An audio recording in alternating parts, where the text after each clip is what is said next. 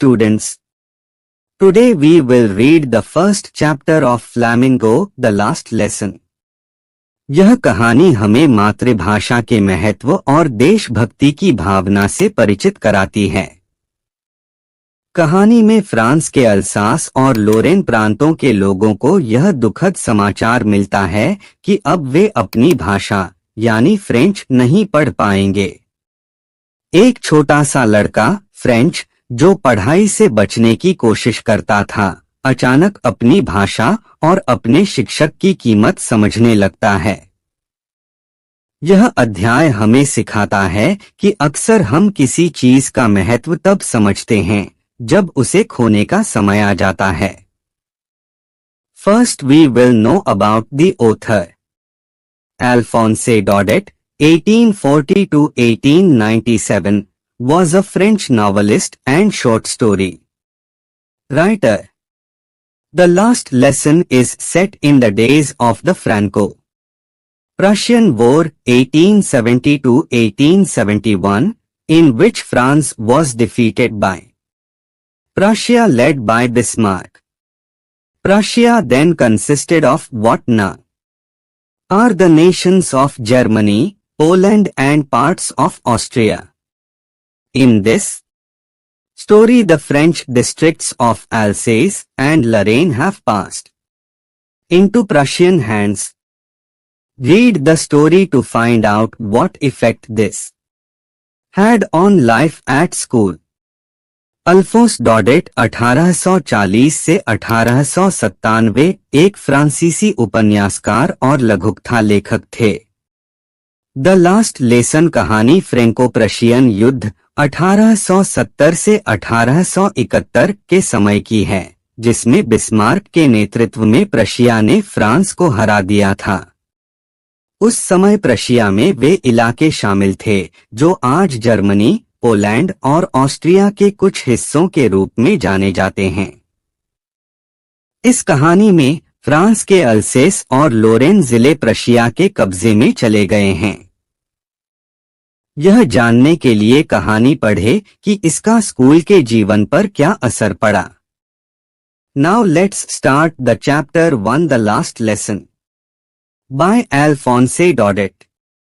I started for school very late that morning, and was in great dread of a scolding, especially because M. Hamel had said that he would question us on participles, and I did not know the first word about them. For a moment I thought of running away and spending the day out of doors. It was so warm, so bright. The birds were chirping at the edge of the woods, and in the open field back of the sawmill the Prussian soldiers were drilling. It was all much more tempting than the rule for participles, but I had the strength to resist and hurried off to school. Hindi अनुवाद। उस सुबह मैं school के लिए काफी देर से रवाना हुआ था तथा मुझे डांटड़पट पड़ने का अत्यधिक भय था, विशेष रूप से इसलिए क्योंकि एम हेमल ने कहा था कि वह हमें पार्टिसिपल्स पर प्रश्न करेंगे, और मैं तो इनका पहला शब्द भी नहीं जानता था। एक क्षण के लिए मैंने भाग जाने तथा घर से बाहर दिन गुजारने के बारे में सोचा। यह मौसम गर्माहट से भरा तथा स्वच्छ खिली धूप वाला था। जंगल के किनारे पक्षी चहचहा रहे थे तथा आरामशीन के पीछे खुले खेत में प्रशिया के सिपाही ड्रिल कर रहे थे। यह सब पार्टिसिपल्स के नियमों की तुलना में अधिक आकर्षक थे, लेकिन मुझ में प्रतिरोध करने की क्षमता थी और मैं स्कूल की ओर तेज गति से चल पड़ा। When I passed the town hall, there was a crowd in front of the bulletin board. For the last 2 years, all our bad news had come from there. The lost battles, the draft, the orders of the commanding officer, and I thought to myself, without stopping, what can be the matter now? Then, as I hurried by as fast as I could go, the blacksmith watched her, who was there with his apprentice, reading the bulletin, called after me, "Don't go so fast, bub, you'll get to your school in plenty of time." I thought he was making fun of me, and reached M. Hamel's little garden all out of breath. जब मैं town hall के निकट से गुजरा, तो notice board के सामने भीड़ थी। पिछले 2 वर्षों से हमारे सारे बुरे समाचार यहीं से आए थे। हारे हुए युद्ध, सेना में सिपाहियों की भर्ती, सैनिक अधिकारी के आदेश। और बिना रुके मैंने मन ही मन सोचा, अब क्या मामला हो सकता है। फिर जब मैं उतनी ही तीव्र गति से जा रहा था जितनी तेज गति से मैं चल सकता था, तब वॉक्टर लुहार, जो वहां अपने शिष्य के साथ था और समाचार पढ़ रहा था, ने मेरे पीछे से चिल्लाकर कहा, "इतने तेज मत चलो बब, अभी स्कूल पहुंचने के लिए तुम्हारे पास पर्याप्त समय है।" मैंने सोचा वह मेरा मजाक उड़ा रहा था और मैं एम हेमल के छोटे से बगीचे पर हाफता हुआ जा पहुंचा। Usually, when school began, there was a great bustle, which could be heard out in the street, the opening and closing of desks, lessons repeated in unison, very loud, with our hands over our ears to understand better, and the teacher's great ruler rapping on the table. But now it was all so still. I had counted on the commotion to get to my desk without being seen, but of course, that day everything had to be as quiet as Sunday morning.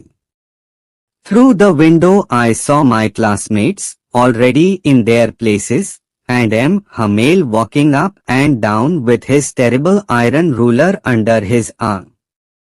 I had to open the door and go in before everybody. You can imagine how I blushed and how frightened I was. But nothing happened. M. Hamel saw me and said very kindly, "Go to your place quickly, little Franz. We were beginning without you." Hindi अनुवाद। सामान्यतया जब school शुरू होता था, वहां अत्यधिक शोर शराबा एवं हलचलें होती थीं जिसे बाहर गली में सुना जा सकता था। डेस्कों का खुलना एवं बंद होना, एक स्वर में पाठों को दोहराया जाना, ऊंचे स्वर में, हमारे हाथ हमारे कानों पर रखे हुए ताकि हम बेहतर समझ सकते, तथा अध्यापक का डरावना डंडा मेज पर खटखटाता हुआ। लेकिन अब यह सब इतना शांत था। मैंने अपनी मेज तक बिना किसी के देखे पहुंच जाने हेतु इस हलचल पर ही भरोसा किया था, लेकिन उस दिन तो प्रत्येक चीज को रविवार की सुबह के समान ही शांत होना था। खिड़की में से मैंने अपने सहपाठियों को देखा, जो पहले ही अपने अपने स्थानों पर बैठे थे, तथा एम हेमल अपनी बाह के नीचे अपने भयानक डंडे को रखे कक्षा में इधर से उधर घूम रहे थे। मुझे दरवाजा खोलना था और सभी के समक्ष कमरे में प्रवेश करना था। आप कल्पना कर सकते हैं कि मैं कैसा शर्मिंदा था और कितना डरा हुआ। लेकिन कुछ भी नहीं हुआ। एम हेमल ने मुझे देखा और बड़ी दयालुता के साथ बोले, "अपने स्थान पर जल्दी से जाओ, छोटे से फ्रेंच। हम तुम्हारे बिना ही पाठ शुरू करने वाले थे।" I jumped over the bench and sat down at my desk. Not till then, when I had got a little over my fright, did I see that our teacher had on his beautiful green coat, his frilled shirt, and the little black silk cap, all embroidered, that he never wore except on inspection and prize days. Besides, the whole school seemed so strange and solemn. But the thing that surprised me most was to see, on the back benches that were always empty, the village people sitting quietly like ourselves, old Hauser, with his three-cornered hat, the former mayor, the former postmaster, and several others besides. Everybody looked sad, and Hauser had brought an old primer, thumbed at the edges, and he held it open on his knees with his great spectacles lying across the pages. Hindi अनुवाद मैंने अपनी bench के ऊपर से छलांग लगाई। अनुवाद मैंने अपनी बेंच के ऊपर से छलांग लगाई तथा अपनी डेस्क के पास जा बैठा। जब मैंने अपने भय पर थोड़ा नियंत्रण पा लिया, तब तक मैंने यह नहीं देखा था कि हमारे अध्यापक ने उसका सुंदर हरे रंग का कोट, उसकी झालरदार कमीज तथा छोटी सी काली रेशमी टोपी पहन रखी थी, जिस पर सभी तरफ कढ़ाई का काम किया हुआ था। इसे वह निरीक्षण तथा पुरस्कार वितरण के दिनों के अलावा कभी नहीं पहनता था। इसके अतिरिक्त सारा स्कूल ही काफी अजीब एवं गंभीर प्रतीत हो रहा था। किंतु जिस चीज ने मुझे सर्वाधिक आश्चर्यचकित किया वह थी पीछे की बेंचों पर, जो हमेशा खाली रहा करती थी, गांव के लोगों का हमारे ही समान चुपचाप बैठे होना। ये थे बूढ़ा होसर जो अपना तिकोना टोप पहने था, भूतपूर्व मेयर, भूतपूर्व पोस्टमास्टर तथा इनके अतिरिक्त कई दूसरे। प्रत्येक व्यक्ति उदास दिखाई देता था तथा होसर एक पुरानी प्रथम पुस्तिका लाया था जो किनारों पर अंगूठों से पन्ने पलटे जाने के कारण गंदी हो चुकी थी, और वह इसे अपने भारी भरकम चश्मे की मदद से, जो पन्नों के ऊपर आर पार रखा था, अपने घुटनों पर रखे हुए खोले था।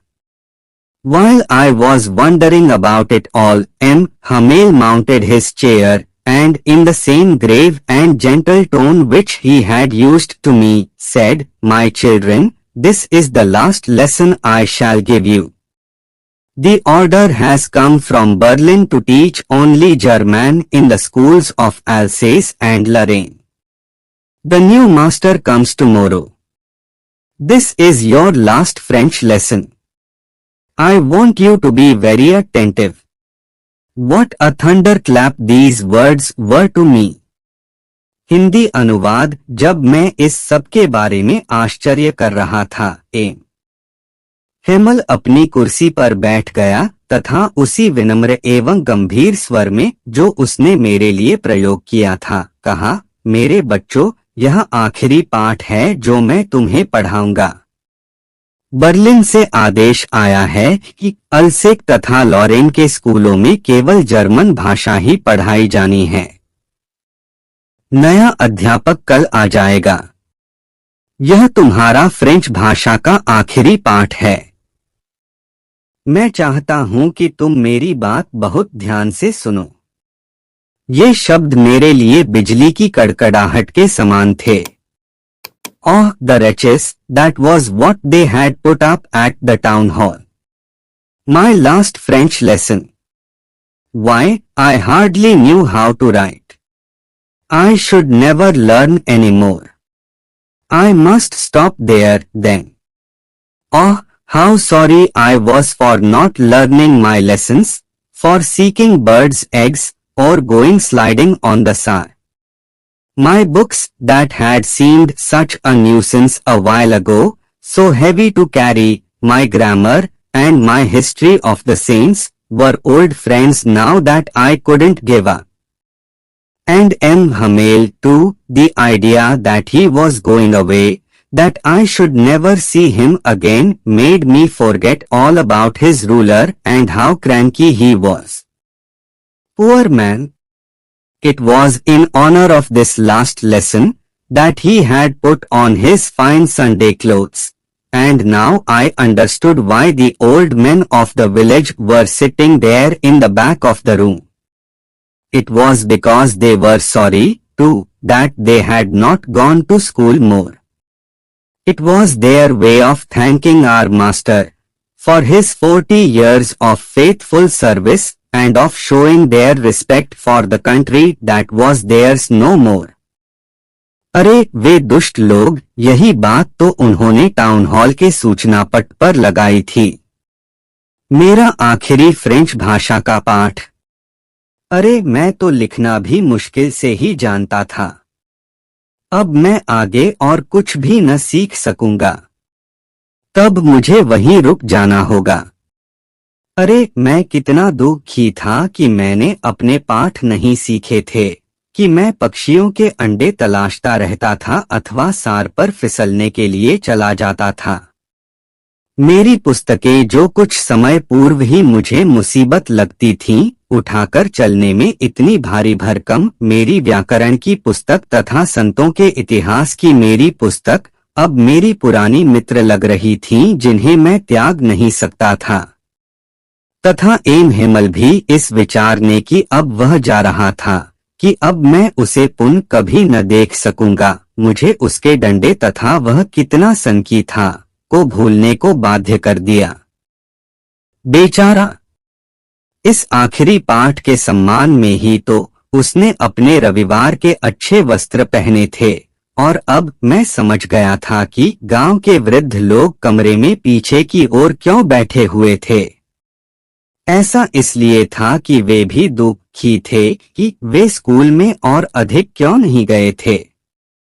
यह इन लोगों का हमारे अध्यापक को उसकी 40 वर्ष की निष्ठापूर्ण सेवा के लिए धन्यवाद देने का तथा अपने देश के प्रति सम्मान प्रदर्शित करने का, जो देश अब उनका नहीं रह गया था, एक तरीका था। While I was thinking of all this, I heard my name called. It was my turn to recite. What would I not have given to be able to say that dreadful rule for the participle all through, very loud and clear, and without one mistake. But I got mixed up on the first words and stood there, holding on to my desk, my heart beating and not daring to look up. Hindi अनुवाद। जब मैं इस सब के बारे में सोच रहा था तो मैंने अपना नाम पुकारे जाते हुए सुना। अब सुनाने की मेरी बारी थी। मैं पार्टिसिपल के उस भयानक नियम को शुरू से अंत तक ऊंची एवं स्पष्ट आवाज में बिना कोई गलती किए सुनाने के योग्य होने के लिए क्या कुछ करने को तैयार न था। लेकिन मैं तो प्रथम शब्दों पर ही उलझ गया और वहीं खड़ा रह गया, अपनी डेस्क को पकड़े हुए, मेरा दिल जोर से धड़कते हुए और ऊपर देखने का साहस न जुटाते हुए। I heard M. Hamel say to me, I won't scold you, little friends, you must feel bad enough. See how it is. Every day we have said to ourselves, bah, I've plenty of time. I'll learn it tomorrow. And now you see where we've come out. Ah, that's the great trouble with Alsace, she puts off learning till tomorrow. Now those fellows out there will have the right to say to you, how is it, you pretend to be Frenchmen, and yet you can neither speak nor write your own language. But you are not the worst, poor little friends. We've all a great deal to reproach ourselves with. मैंने M Hemal को मुझसे कहते हुए सुना, मैं तुम्हें डौदूंगा नहीं, छोटे से फ्रेंच, तुम्हें तो अवश्य बुरा लग रहा होगा। देखो बात ऐसी है, हम लोगों ने रोज स्वयं से कहा है, मेरे पास काफी समय है, मैं इसे कल सीख लूंगा। अब देखो हम कहाँ पहुंचे हैं। अरे अल्सेक के साथ, यहाँ के लोगों के साथ यही परेशानी है। यहाँ के लोग अपनी पढ़ाई को आने वाले कल पर छोड़ देते हैं, स्थगित कर देते हैं। अब वे बाहर के लोग तुमसे यह कहने का अधिकार रखेंगे, ऐसा क्यों है, तुम फ्रांसीसी होने का दावा करते हो, लेकिन फिर भी तुम अपनी भाषा को न तो बोल सकते हो और न ही लिख सकते हो, लेकिन तुम सबसे खराब नहीं हो, छोटे से फ्रेंच। हम सबके पास स्वयं को धिक्कारने के लिए बहुत सारा कारण है। Your parents were not anxious enough to have you learn. They preferred to put you to work on a farm or at the mills, so as to have a little more money. And I've been to blame also. Have I not often sent you to water my flowers instead of learning your lessons? And when I wanted to go fishing, did I not just give you a holiday? तुम्हारे माता पिता पर्याप्त रूप से उत्सुक नहीं थे कि तुम सीख पढ़ सको। उन्होंने तुम्हें खेतों अथवा मिलों पर काम करने के लिए रख देने को अधिक पसंद किया ताकि कुछ अधिक पैसा प्राप्त किया जा सके। और मैं भी दोषी हूँ। क्या मैंने तुम्हें मेरे फूलों के पौधों को पानी देने प्राय नहीं भेजा है, बजाय अपने पाठ याद करने के? और जब मैंने मछली पकड़ने के लिए जाना चाहा तो क्यों मैंने तुम्हारी छुट्टी ही नहीं कर डाली? Then, from one thing to another, M. Hamel went on to talk of the French language, saying that it was the most beautiful language in the world, the clearest, the most logical, that we must guard it among us and never forget it, because when a people are enslaved, as long as they hold fast to their language, it is as if they had the key to their prison. Then he opened a grammar and read us our lesson. I was amazed to see how well I understood it. All he said seemed so easy, so easy. I think, too, that I had never listened so carefully, and that he had never explained everything with so much patience. It seemed almost as if the poor man wanted to give us all he knew before going away, and to put it all into our heads at one stroke. Hindi अनुवाद। फिर एक चीज से दूसरी चीज पर चर्चा करते हुए एम हेमल फ्रेंच भाषा के बारे में बात करता रहा। वह यह कहते रहे कि यह दुनिया की सबसे सुंदर भाषा था, स्वाधिक स्पष्ट, स्वाधिक तर्कसंगत, कि हमें इसकी हमारे बीच सुरक्षा अवश्य करनी चाहिए तथा इसे कभी नहीं भुलाना चाहिए, क्योंकि जब लोग गुलाम बना लिए जाते हैं तो जब तक वे अपनी भाषा से पक्की तरह जुड़े रहते हैं तब तक उनके लिए उनकी भाषा जेल से बाहर निकलने की चाबी सिद्ध होती है। फिर उसने व्याकरण की एक पुस्तक खोली और हमारा पाठ पढ़कर हमें सुनाया। मैं यह देखकर इतना अचंभित था कि मैं इसे कितनी अच्छी तरह समझ गया था। जो कुछ उसने कहा वह कितना सरल लगा, कितना सरल। मैं यह भी सोचता हूँ कि मैंने कभी भी इतने ध्यान से नहीं सुना था और कि उसने भी हर चीज को इतने धैर्य से कभी नहीं समझाया था। ऐसा लगता था जैसे कि वह बेचारा हमें वो सब जो वह जानता था जाने से पूर्व दे देना चाहता है और इस सब को हमारे दिमागों में एक ही बार में डाल देना चाहता है। After the grammar, we had a lesson in writing. That day M. Hamel had new copies for us, written in a beautiful round hand, France, Alsace, France, Alsace. They looked like little flags floating everywhere in the schoolroom, hung from the rod at the top of our desks. You ought to have seen how everyone set to work, and how quiet it was. The only sound was the scratching of the pens over the paper. Once some beetles flew in, but nobody paid any attention to them, not even the littlest ones, who worked right on tracing their fishhooks, as if that was French, too. On the roof the pigeons cooed very low, and I thought to myself, will they make them sing in German, even the pigeons? Hindi अनुवाद। Grammar के बाद हमारा लेखन का पाठ हुआ। उस दिन एम हेमल हमारे लिए नई कॉपियां लाए थे, जिन पर सुंदर एवं गोल हस्तलेख में लिखा था फ्रांस अल्सेक, फ्रांस अल्सेक। वे छोटे छोटे झंडों की भांति दिखाई दे रहे थे जो स्कूल के कमरे में सर्वत्र लहरा रहे थे और हमारी डेस्कों के ऊपर लगी छड़ों से लटके हुए थे। आपको देखना चाहिए था कि किस प्रकार प्रत्येक व्यक्ति काम में लगा था और कैसी शांति छाई हुई थी। एकमात्र आवाज थी कागज पर पेनों के रगड़े जाने की।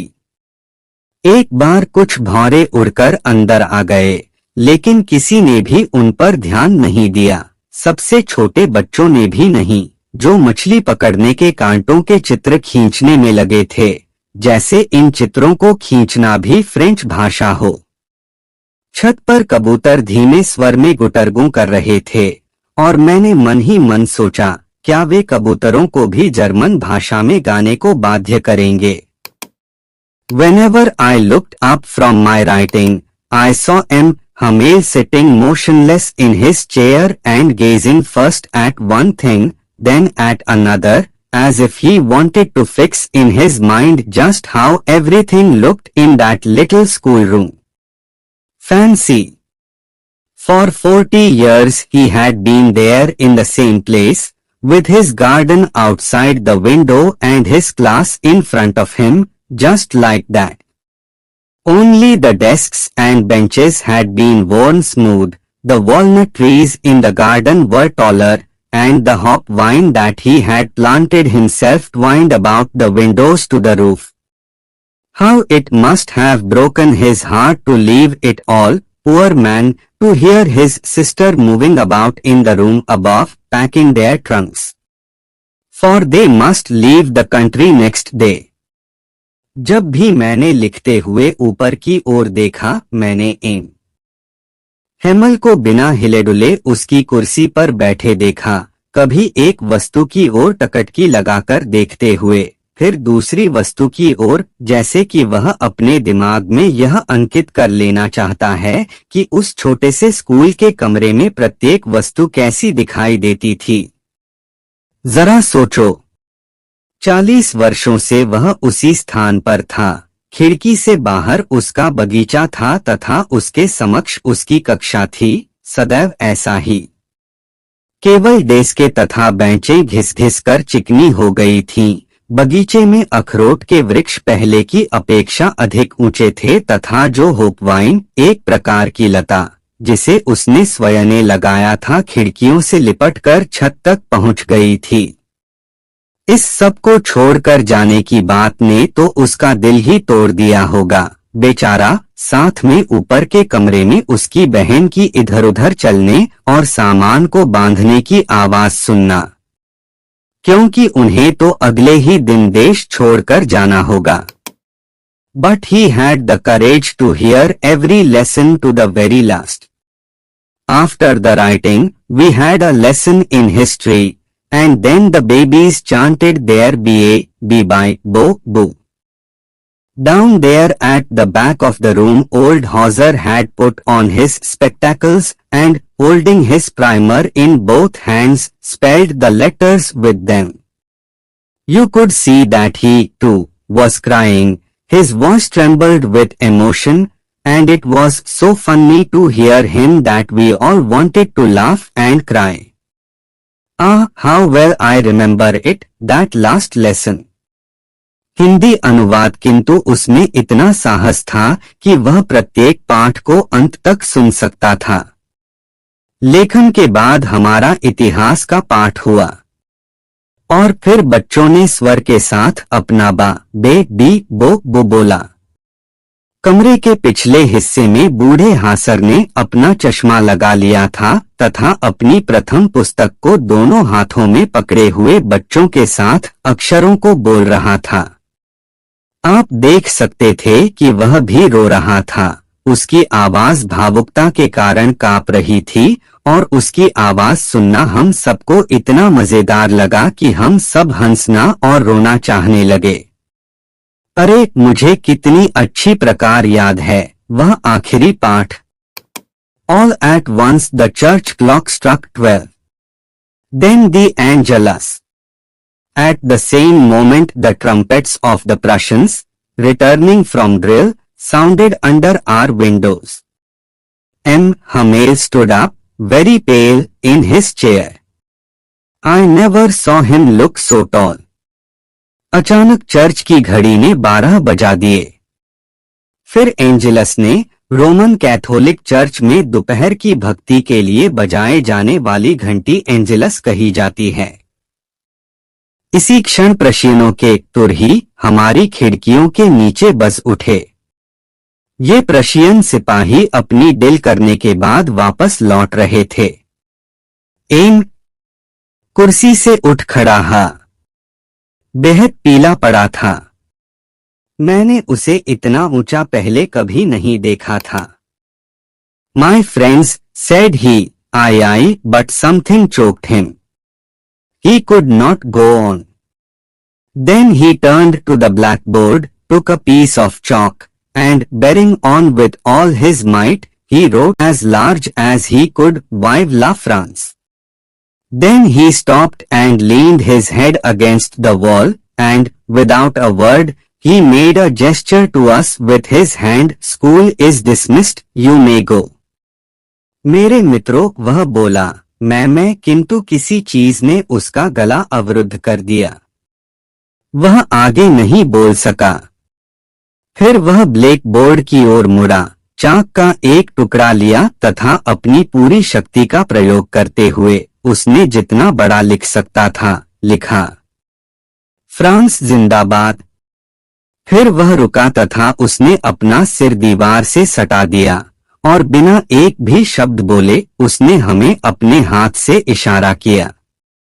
स्कूल विसर्जित किया जाता है, तुम लोग जा सकते हो। In my next video I will explain the most important questions of the chapter, the last lesson. Follow and subscribe for more videos.